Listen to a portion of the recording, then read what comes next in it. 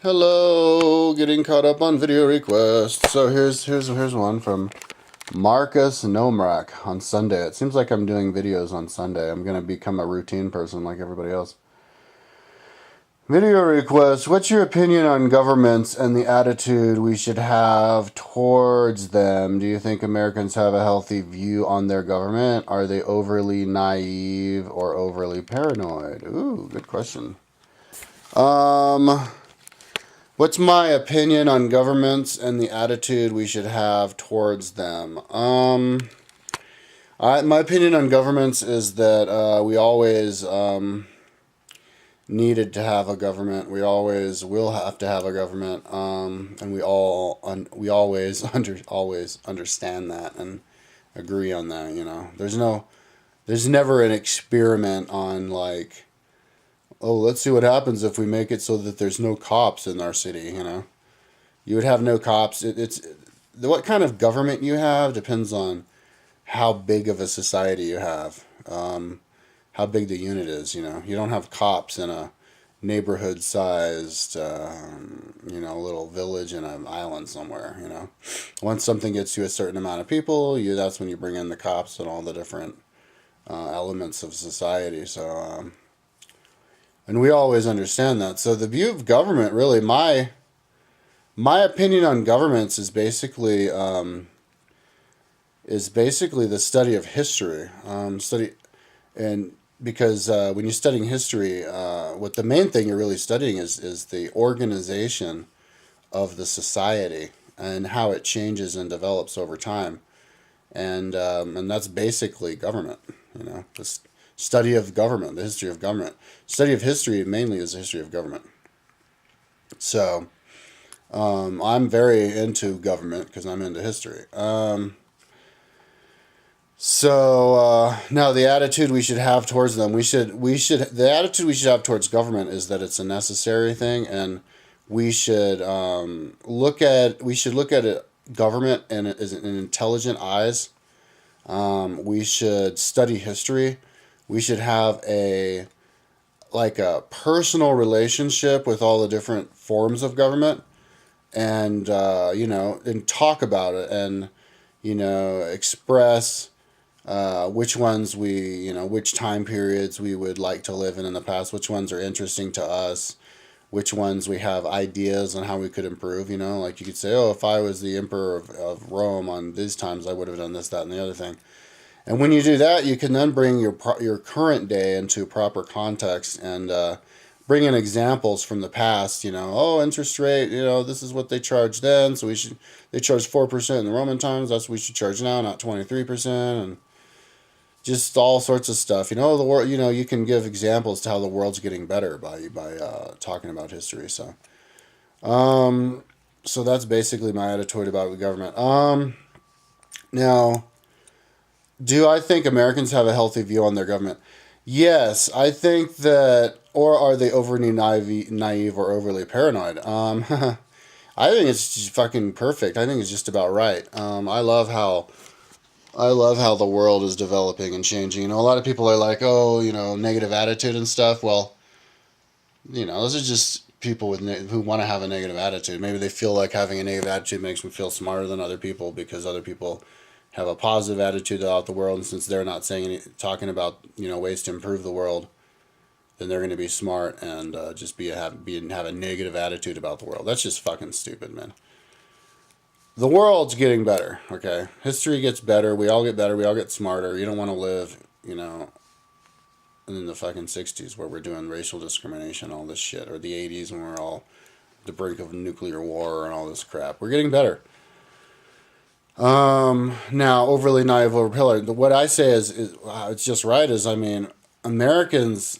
See, for the longest time, especially I'm talking about America, but for the longest time we trusted our government and did whatever our government said, and we were like, cool, and then we just believed and didn't ask any questions.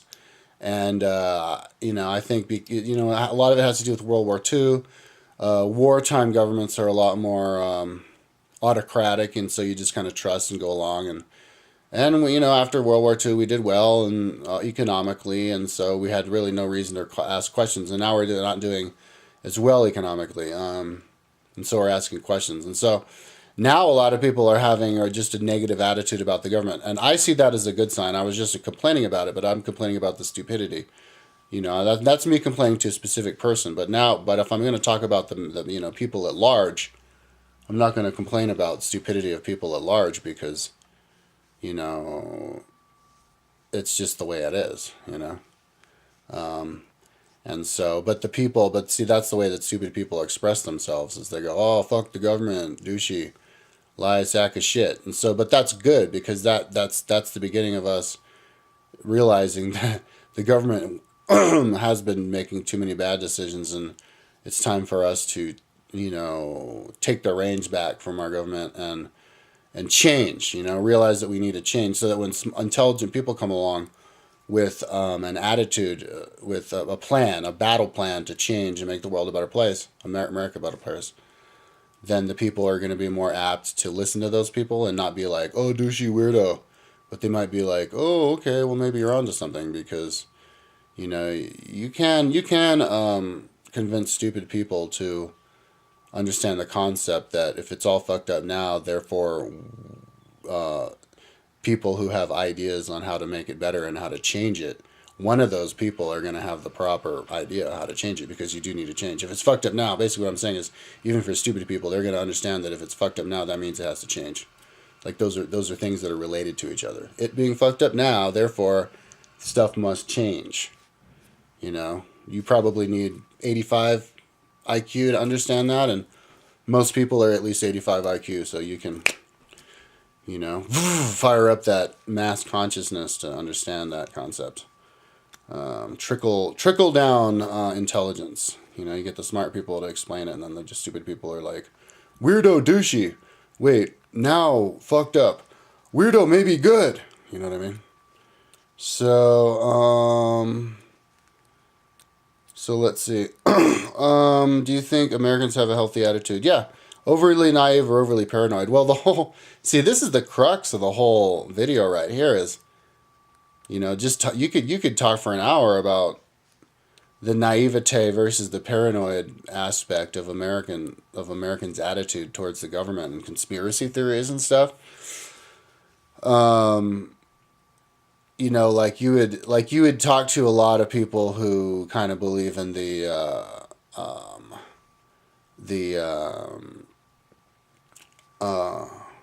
Kennedy assassination, that's a conspiracy theory, but then they wouldn't think that 9/11 is a conspiracy.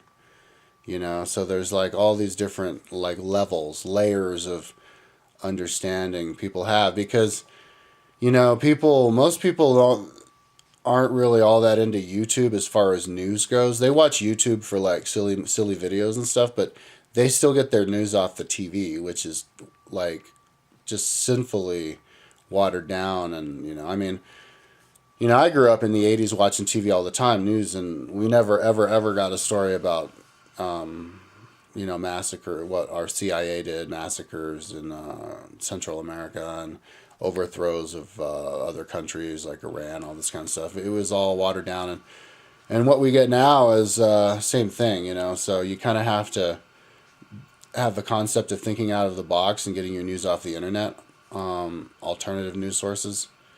And for a lot of Americans, if you're bumfuck nowhere like Oklahoma or something, nobody gets their news like that. Nobody talks about like that. So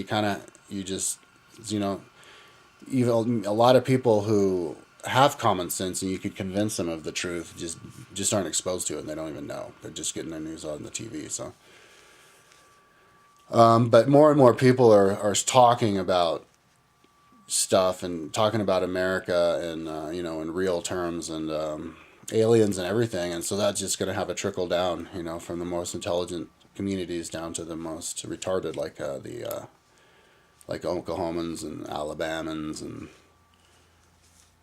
these kinds of Georgians, the less intelligent of us. Okay. So, overly naive or overly paranoid? Ha! Well, the overly paranoid part is fucking hilarious, having to do with Cliven Bundy, dude, the Cliven Bundy Ranch, right? You know that story, the old man who's got like 16,000 cattle. He owes like $40,000 or I don't know, $1 million because he hadn't been paying the taxes on his land for the last like 20 years or something, right? But it's not his land, his cattle are grazing on. 16,000 other farmers or something like that in his area are paying that tax. He decides he's not going to, and that he's not going to even, recognize the government. He's just this crazy old man. So then, all these other, like, the retarded people amongst our society. See, this shit is so funny because so many stupid people doing so many stupid shit. They're like, yeah, because they're the ones who are like, yeah, fuck the government, government. They hear stuff from intelligent people saying the government's doing bad things. So then their brains don't work that well. So they're like, oh yeah, okay, the government's trying to take Cliven's land. So let's fight. We're going to have a revolution. And like Sean Hannity is like interviewing one of those militia guys or Cliven Bundy's buddy, this stupid looking dude. And he's like, do you think we're gonna have a armed revolution? He's like, yeah, I really do. I'm afraid, but I think we do. They think we're gonna have an armed revolution against our government, an armed revolution, and they think it's gonna start on Cliven Bundy's land. Like, who are they? Whose asses are they gonna kick? A bunch of hillbillies with shotguns? Are they're really gonna just defeat the freaking National Guard of America? They're nuts. See, this is mental retardation at its max, but. But see that the whole story about the whole Cliven Bundy thing is that back in the day, like 100 years ago, they didn't have to pay that tax. It was the rules that you could just graze on public land. Then they changed it. They said you can still graze on public land, and now we've got a tax. It's like, why are you so surprised there's such thing as a freaking tax? We pay taxes on everything. It's just the lawmakers. If you don't like the laws, then maybe you should run for office. Get that tax removed. You don't have to shoot people. But see, that's how these people deal. They're just like, you got an armed revolution. Oh no, wait, but let's talk about the whole idea of taxes. What? Ah! Like, once you overheat their brains and you ask them a question that they've never heard before, or you challenge them mentally to a level that they haven't, unforeseen territory. Their brain tells them, their brain starts to hurt, kind of like a weightlifter. You're not used to the gym, your muscles are hurting, it's not feeling. Their brain starts to hurt, uncomfortable feeling. They blame it on you, and they yell at you, and then and then they go back to that whole. They're probably religious, so then they go back to that whole thing their pastor told them when they were 5. The devil is very intelligent. If anybody out intelligences you, just remember they're of the devil. Of the devil. Oh, shut up. No, armed revolution. So, armed revolution it is for them. They can all get their asses smoked. Good riddance. We subsidize beef too much as it is, dude. Like a cow, fucking cows, dude. Keep them from, don't milk and cheese, don't. They fart and they fucking cause sickness and they don't have happy lives. It's just expensive to maintain. We need to be growing vegetables in hermetically sealed buildings powered by solar panels. And anyways, getting sidetracked. So, yeah, so there is an overly paranoid. So, yeah, the dingleberries can be overly paranoid, and then, the possibly smart, sheltered people can be overly naive, and we just arrive at the truth, and then once we get there, we'll start fixing society. Now, the way to fix society, the Young Turks, they're trying to get 38th Amendment passed to get money out of politics, so that you can't. So it's a law that says you cannot, buy your way into politics by buying all the ads, because the retarded people just vote for whoever's in the ads. And that's the fact. I mean, because we all vote either red or blue, and there's all these other people who are better you can vote for. They don't, because they're not the ones in the ads. They all fall into this whole red versus blue. No, I'm red. Fuck the blues. No, I'm blue. Fuck the reds. It's like the fucking New England Patriots versus the Chicago Bears or something. The Bears. The Bears. It's like, what about the fucking Broncos? They're way better, huh? I don't see them on TV though. They don't have no money. They must be douchey. So, so yeah, man, people are going to figure out that people who, substance, there are people of substance out there who put the work in and can make themselves good politicians. And they just haven't, they're just not ready yet, man. They're still in beta. Their websites are still in beta. They're still, working, gaining speed. But once those people are ready to run, dude, we might not even need a 38th Amendment. But yeah, we definitely, I'm all for that 38th Amendment. Do not overestimate the intelligence of the masses. So let's get that 38th Amendment in, man, so that those people stop being the blue team. No, fuck you, the red team. So, no, it's better just vote for the best person. So, yeah. Do we have a healthy view of our government? Are we overly paranoid? Yeah, the problem is we never had government classes in school, so we don't really. That's kind of something we can't talk about. I had one government class in 8th grade for like a quarter. I think it was a quarter, which is like matter of a couple weeks. I literally didn't learn anything about government officially in school. I had to learn all on my own. They were cramming like math and shit down our throats. So it's just once we figure it out and start talking about government. See, there's this saying like you never talk about religion or politics in the household or whatever. Yeah, it's like we're all groomed to not talk about religion or politics. Once we start talking about religion or politics the same way that we talk about sports or whatever, just as something we talk about, and it's like totally acceptable to just disagree on stuff. Because we have to see, we're going to all agree on everything in 50 years, but we have to go through a period where we disagree on shit because we're figuring shit out right now. So we have to go through a period where it's okay to disagree. You agree to disagree, and there's no drama, because a lot of times people get stressed and they yell and shit, and people don't like to have those conversations, and they avoid them at all costs, even within family members and stuff. Like I can't have religious conversations with one of my brothers, and I don't know. He refuses to have it with me. Why? I don't know, dude. You got me. I should ask him one time. But he would even answer me that. Like I couldn't even ask him why. He would just ignore me. So, and it's just like ingrained in you. You just can't have a religious, or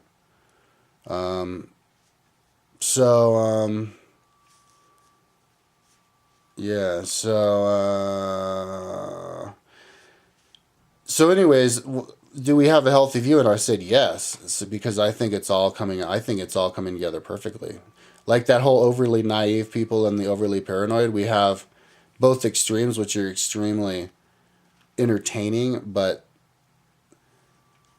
you can't have this stuff out entertaining us forever, because the whole act of them getting exposed makes them smarter and makes it so that there's less of them, because they see how stupid they are. The whole Clive and Bundy dudes, like, oh, now they're fighting each other. Like a couple of, these guys are so dumb, it's so funny. Clive and Bundy Ranch militia, all these people come from hither and thither to, with their guns, because they're going to fight off the fucking government, right? So somebody comes up with some stupid ass rumor. One of them probably got on one of their conspiracy websites run by some idiot in the basement.